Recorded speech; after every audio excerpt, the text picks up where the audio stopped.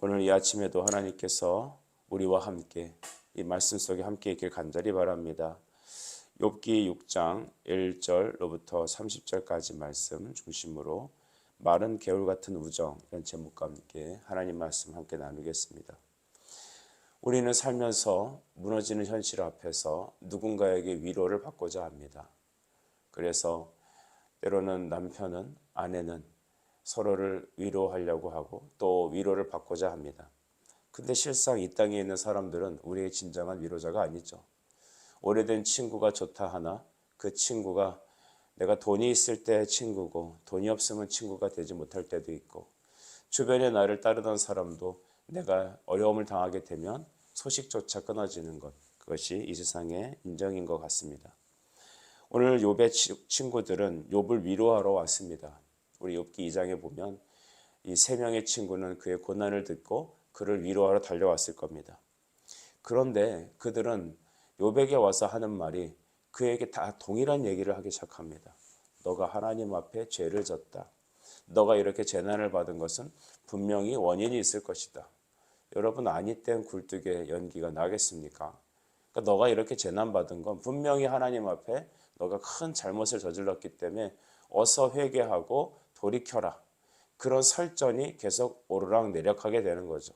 그러나 욥의 입장에서는 그가 죄가 없다는 말이 아니라 그가 하나님 앞에 죄로 인해서 이런 일이 생기지 않았다고 말을 하는 겁니다. 이해할 수 없지만 하나님께서 나를 그렇게 하셨다는 것이죠. 마치 하나님께서 자신을 관역으로 삼으시고 화를 쏘아대는 것 같이 자기에게는 어떤 특별한 원인과 결과가 아닌 하나님의 그 허용적인 작정 안에서 자기는 이런 재난을 받았다고 말을 하는 것이죠. 그런데 이 세 친구의, 특별히 엘리바스 같은 사람의 말은 도저히 그 욥의 말에 납득을 할 수가 없습니다. 그러다 보니 오히려 독한 말로 욥을 더 힘들게 만들고 있습니다.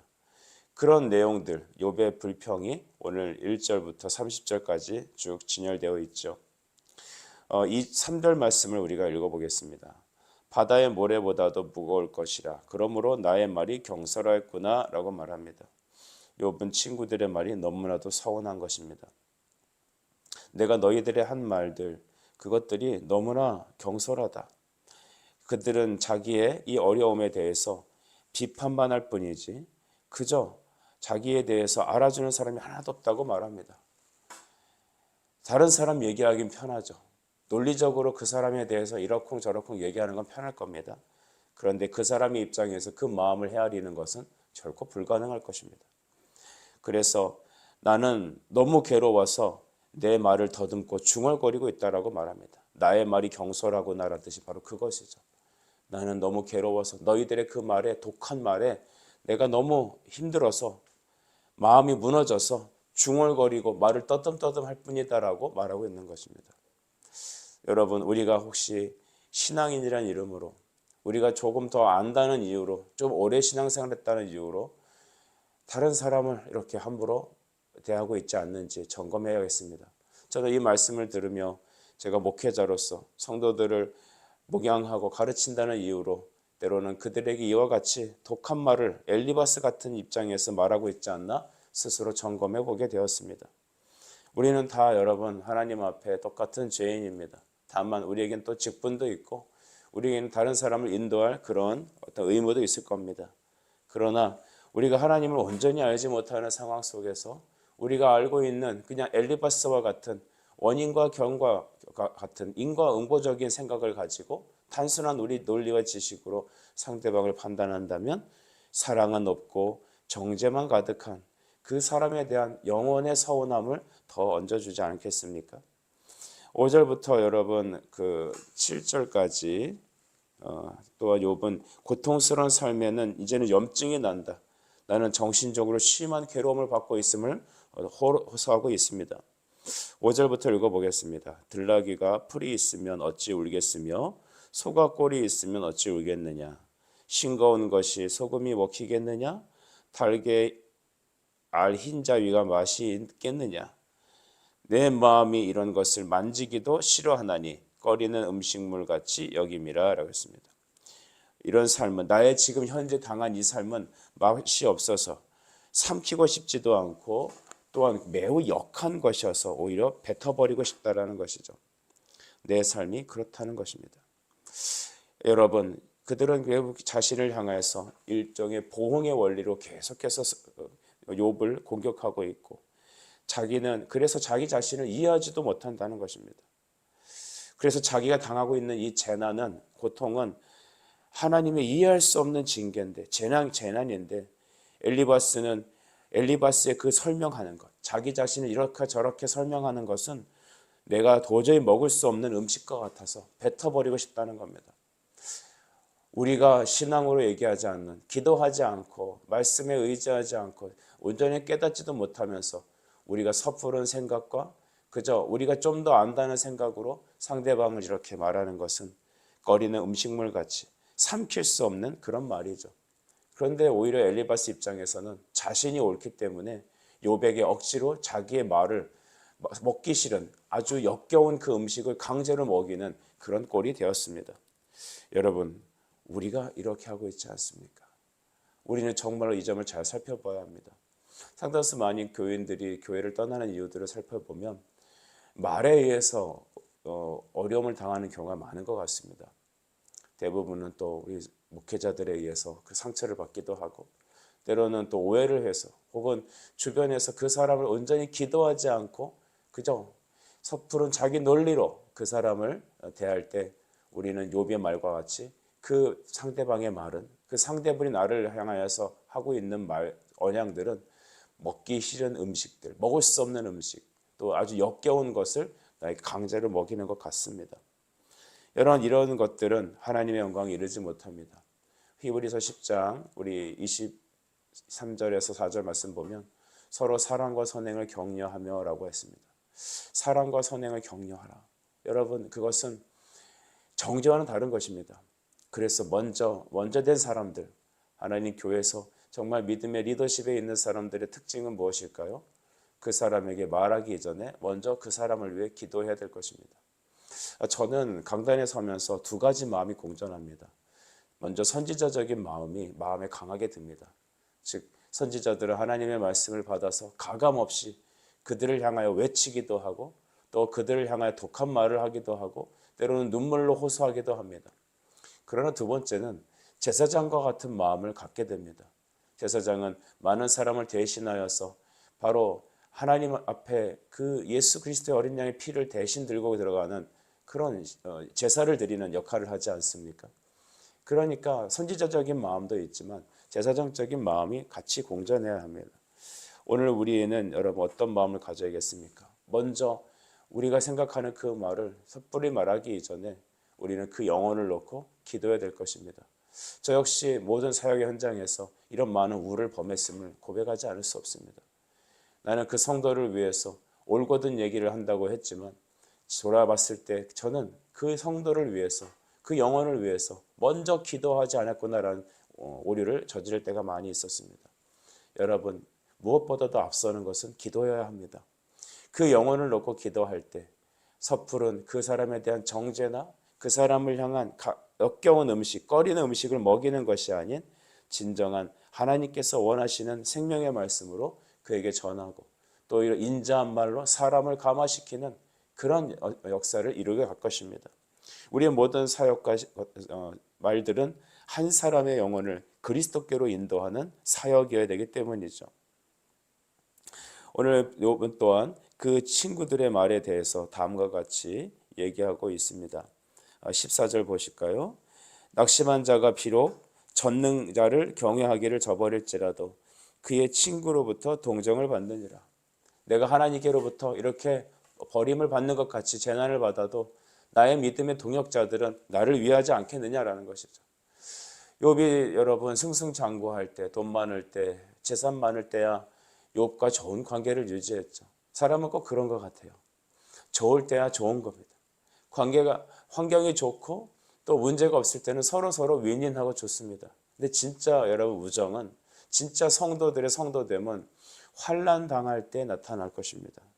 그래서 어려울 때 도와주는 사람이 평생 기억에 남듯이 오늘 욥은 내가 하나님께 이렇게 어려움을 당해도 너의 친구들은, 나의 동역자들은, 나의 성도들은, 나의 형제들은 나를 위해서 나에게 사랑의 마음을 베풀지 않겠느냐는 것이죠. 그런데 그러지 않은 것 같습니다.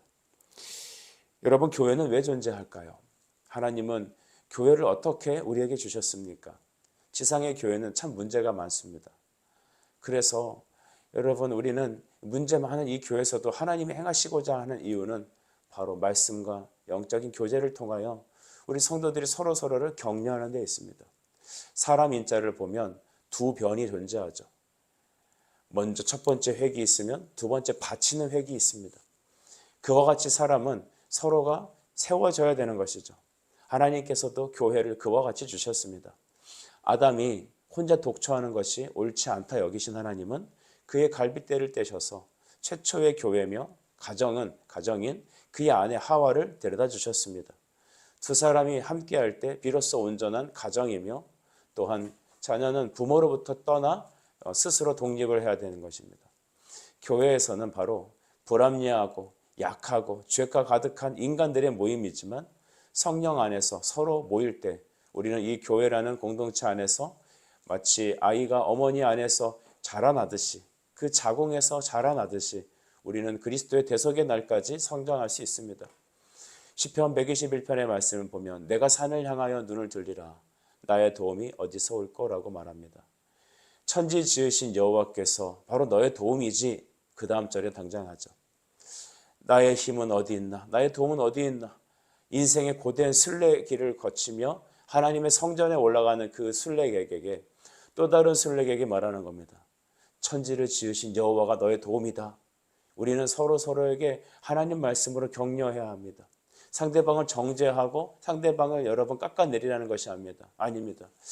영적인 여러분 이 가스라이팅이 존재하지 않을까요? 그것은 너는 절대 할 수 없어. 내 말만 들어야 돼. 라고 하며 그 사람 안에 있는 상황을 이해하지 못하고 내 밑에 복종시키려고 하는 그런 사람들이 상당히 많은 것 같습니다. 여러분, 그럴 때 우리는 우리 인격성이 파괴되고 하나님 안에서 주신 영적 자유를 누리지 못하며 오히려 정죄의 공동체가 될 겁니다.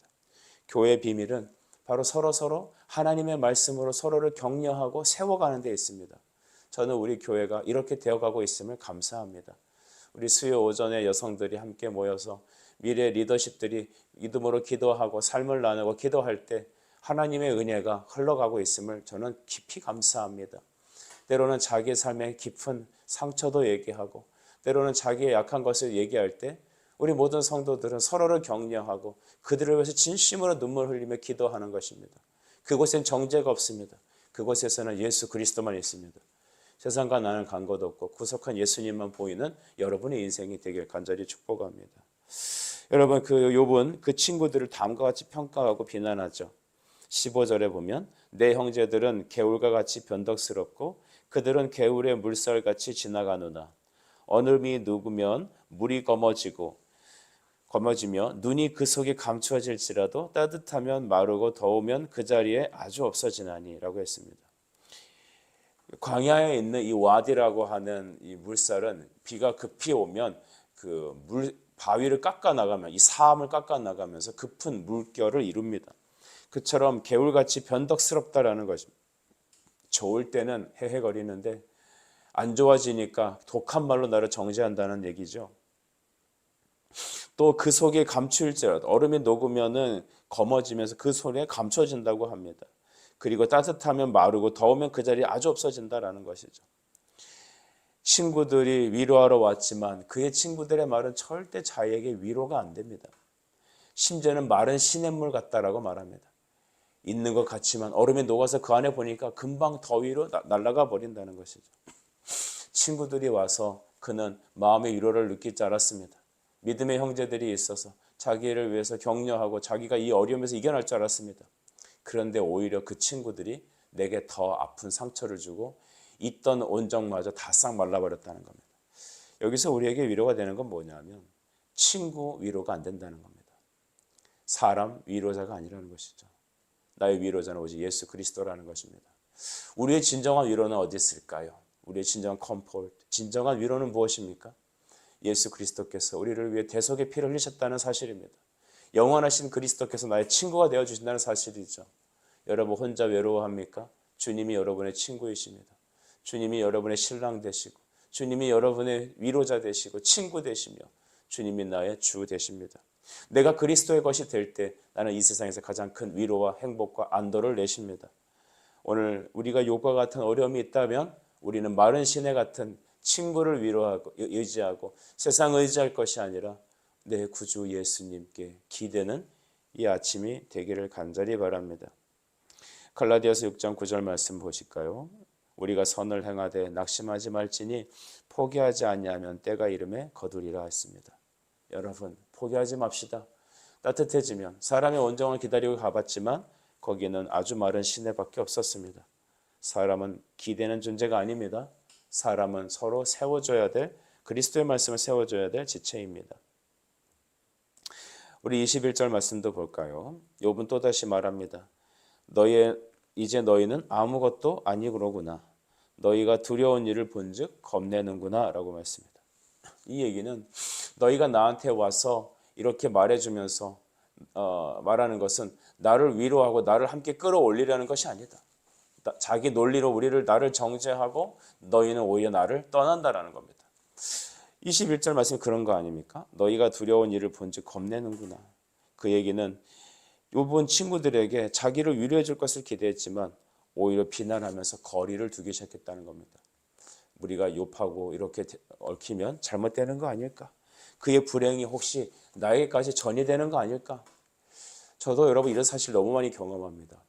과거에 여러분 이게 소위 뭐 잘 나갔다 이런 말을 표현하기 좀 어려운데 우리가 소위 주변 사람들한테 연락도 많이 받고 좀 잘 나가고 내가 승승장구하는 것 같으면 별로 안 친한 사람이 와갖고 막 선물 사오고 또 여러분 뭐 식사하자고 그렇습니다. 근데 막상 어려움을 당하고 함께 연락을 하고 기도를 부탁하고 전화를 하면 전화 통화가 안 됩니다. 제가 천안에 내려와서 경험한 게 그런 겁니다. 여기서 또한 평소에 같이 신앙 좋은 교제를 나눴던 사람들에게 연락하여서 기도를 부탁하고 안부를 물었을 때 그들은 제일 먼저 제 전화부터 받지 않기 시작했습니다. 이런 사실을 보게 되면 사람은 다 똑같구나라는 생각을 하게 됩니다. 여러분 제가 그분들에게 처음에는 서운한 마음도 있고 또한 어려운 마음도 있었겠지만 저는 이욥의 말씀을 들으면서 깨닫게 됩니다. 사람들은 나의 고난 앞에 거리를 두는구나. 다 그것이 인생입니다. 근데 여러분 우리에게 거리를 두지 않고 어려울 때 우리에게 찾아오시는 분이 있습니다. 그분이 예수 그리스도이십니다. 사랑의 성도 여러분, 우리는 예수 그리스도로부터 구원의 은혜를 받았습니다. 만 가지 죄를 다 가졌고 우리는 헤아릴 수 없는 1만 달란트 빚진 자였으나 그리스도께서 우리의 모든 죄를 탕감하시고 우리를 대속의 은혜로 구원하셨습니다. 세상 사람 다 나를 버려도 나의 주님은 나를 버리지 않습니다. 여러분 로마서 12장 우리 15절 말씀을 보니까 즐거워하는 자들과 함께 즐거워하고 우는 자들과 함께 울라라고 하셨습니다. 우리 성도들은 여러분 즐거워하는 자들과 함께 즐거워하며 우는 자들과 함께 웃길 축복합니다. 서로가 하나님의 은혜로 잘 되었을 때는 더 격려하고 그들을 잘 높이고 하나님을 찬양합시다. 함께 주님을 찬양합시다. 어려움을 당한 성도들은 거리를 두고 외면할 것이 아니라 그들의 아픔을 그리스도 앞에 함께 나누며 또한 십자가 은혜 가운데 함께 나아가는 진정한 눈물의 사람들 되기를 바랍니다. 어쩌면 여러분이 오늘 크고 작은 고난과 어려움을 당하는 이유는 고난당할 때의 어려움을 우리로 몸소 체험하게 하심이 아닐까요? 가난해 본 사람만이 가난을 이해할 것이며 소중한 사람을 잃어봤을 때 그 소중함이 어떤 것인 줄 알 것이며 또한 어려움 깊은 환경 속에서 눈물의 기도를 통하여 일어나 본 사람만이 눈물 속에 외로움 속에 호적거리는 인생들을 그리스도께로 안내할 수 있지 않겠습니까? 욥의 고난과 같은 어려움은 바로 그리스도께서 우리를 위해서 다 감당해 나가신 바로 낮아지신 인간의 육신에 있습니다. 하나님께서는 우리의 여러분 모습을 우리의 상황을 다 이해하십니다. 왜냐하면 그가 우리와 같이 고난당하셨기 때문입니다. 여러분 이제는 그 친구들의 말에 대해서 무익하다라고 판단하죠. 26절부터 보겠습니다. 너희가 남의 말을 꾸짖을 생각을 하나 실망한 자의 말은 바람에 날아가느니라. 너희는 고아를 제비 뽑으며 너희 친구를 팔아 넘기는구나. 너희의 말을 꾸짖을 생각을 하나 실망한 자의 말은 바람에 날아가는구나. 이 말은 26절은 욥의 친구들의 말은 바람과 같아서 대꾸할 필요조차 없다고 말하는 겁니다. 너의 말들은 내가 받아들일 필요도 없다라는 겁니다. 여러분을 상하게 하고 여러분을 실망시키고 여러분으로 하여금 하나님 말씀이 아닌 여러분을 하여금 더 오히려 침륜에 빠지게 하는 것들은 상대하지 마십시오. 27절에 너희는 고아를 제비 뽑으며 라고 말했습니다. 그들은 정말로 욥의 그 실정도 모르고 무자비하게 한 말로 폭력을 가하고 있다는 것입니다. 너희의 말은 나에게 폭력적이다. 그래서 여러분 어떤 말은 하나님 말씀인 것 같은데 그 사람의 영혼을 살리지 못하는 말은 무엇일까요? 그것은 바로 그를 향하여 기도하지 못하고 자기의 하나님 말씀이 아닌 자기 자신의 그런 경우의 말, 아집과 고집과 자기 생각을 말하기 때문에 상대방에게 영혼의 구원이 되지 못하는 것입니다. 여러분 욥은 이제 친구들에게 자기 불의한 자를 여기지 말라고 말합니다. 마지막 절에 있는 29절 30절 말에 보면 내 혀에 어찌 불의한 것이 있으랴 내 미각이 어찌 속임을 분간하지 못하랴 라고 했습니다. 나는 너희들의 말을 듣지 않겠다. 자신을 불의한 자로 여기지 말아라. 왜냐하면 자기에는 불의가 없고 하나님에게는 불의가 없기 때문입니다. 오늘 욥의 이 다른 상황을 보면서 우리는 다음과 같은 것을 깨닫죠. 우리의 진정한 위로자는 예수님이십니다. 친구들이 섣부른 위로를 한다고 와갖고 오히려 자기의 논리로 자기의 세상의 지혜를 나눠준다는 의미로 여러 가지 얘기를 했지만 결코 욥에게는 위로가 되지 않습니다. 사람의 영혼을 구원하는 말은 어디 있을까요? 예수 그리스도의 십자가입니다. 예수님을 얘기하는 겁니다. 그리스도를 주목하게 하는 것이죠. 그런 것이 아니면 여러분 우리의 생각과 우리의 경험과 우리의 논리는 오히려 이 엘리바스와 세 친구와 같은 그런 욥에게는 거친 말이 되는 것이고 먹을 수 없는 음식물, 역겨운 음식물과 같은 것이고 마른 시내처럼 아무것도 찾아볼 수 없는 것 같고 또한 그들의 말은 대꾸조차 할 필요가 없는 그런 쓸데없는 말이 됩니다. 오늘 우리는 무슨 말을 할까요? 우리는 영혼에게 다가가 먼저 우리의 경험을 얘기하기 전에 그를 위해 기도하는 우리가 되길 바랍니다. 선지자 같은 마음을 가질지라도 제사장 같은 자세로 기도하며 영혼을 하나님께 올려드리는 우리의 사역이 되어야겠습니다. 하나님 오늘도 우리의 말과 삶의 행동을 주님 주장하시고 우리의 진정한 위로자는 마른 물결 같은 개울 같은 사람이 아니라 먹을 수 없는 음식물 같은 사람의 지혜가 아니라 생명의 생수이신 그리스도시며 그의 복음의 말씀임을 우리는 꼭 기억합시다. 기도드리겠습니다. 하나님 아버지 이 아침에도 하나님 엘리바스의 이 말과 또 욥의 첫 번째 이 대화를 보며 우리에게 깨닫는 은혜를 주시니 감사합니다. 하나님 우리가 사람에게 진정한 말로 교훈한다고 하면서 그들에게 하나님 마음에 상처를 주고 말을 더듬게 만드는 중얼거리는 고통을 주진 않을까요? 꺼리는 음식물 같이 먹을 수 없는 음식 삼키고 싶지도 않고 역겨운 그런 말로 상대방을 향하여 쏟아붓고 있지 않나요? 때로는 마르고 없어지는 시내와 같이 아무런 의미 없는 말을 하고 있지 않나요? 우리가 자신을 다시 한번 돌아보게 도와주시고 무엇보다도 진정한 위로는 마른 시내 같은 사람이 아니라 우리 주 예수 그리스도임을 깨닫게 하여 주시옵소서. 오직 예수 그리스도만이 내 고난을 이해해 주시는 분임을 깨달아 그의 십자가 앞으로 나아가는 영적 지혜가 있게 하여 주옵소서. 예수 그리스도 이름으로 기도드립니다. 아멘.